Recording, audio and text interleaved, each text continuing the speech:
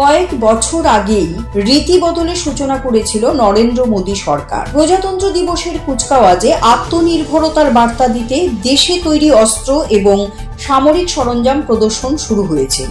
সেই ধারা মেনেই এবার 26শে জানুয়ারি দিল্লির কর্তব্য পথে সামরিক উৎপাদন ক্ষেত্রে মেক ইন ইন্ডিয়ার নতুন কয়েকটি নমুনার সঙ্গে দেশবাসী পরিচিত হবে। প্রতিরক্ষা মন্ত্রকের খবর, এবারের প্রজাতন্ত্র দিবসের কুচকাওয়াজে রাশিয়ার সঙ্গে যৌথ উদ্যোগে দেশে তৈরি সুপারসনিক শব্দের চেয়ে বেশি গতিবেগ সম্পন্ন ক্রুজ ক্ষেপণাস্ত্র ব্রহ্মস প্রদর্শিত হবে। এই সঙ্গে থাকবে সম্পূর্ণ দেশীয় প্রযুক্তিতে ডিআরডিও এবং ভারত ডায়নামিক্স লিমিটেড বিডিএল এর তৈরি স্বল্প পাল্লার ভূমি থেকে আকাশ ক্ষেপণাস্ত্র আকাশ এবং ট্যাঙ্ক বিধ্বংসী গাইডেড ক্ষেপণাস্ত্র নাগ ও মাল্টি ব্যারেল রকেট সিস্টেম পিনাকার নতুন সংস্করণ। গতবারের মতোই এবারও ডিআরডিওর তৈরি ভারী ট্যাঙ্ক অর্জুন এবং সাঁজোয়া গাড়িবাহিত 155 মিলিমিটার হাউইটজার K9 বজ্র থাকবে প্রজাতন্ত্র দিবসের কুচকাওয়াজে। গত 2 বছরের মতোই ব্রিটিশ 25 পাউন্ডারের বদলে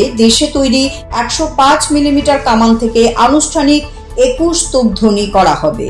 তবে এখনো প্রজাতন্ত্র দিবসের প্রধান অতিথির নাম ঘোষণা করেনি মোদী সরকার। সম্ভবত ইন্দোনেশীয় প্রেসিডেন্ট প্রাবোয়ো সুবিয়ান্তোকে ওই আসনে দেখা যাবে। CERI TV, channel for news and entertainment.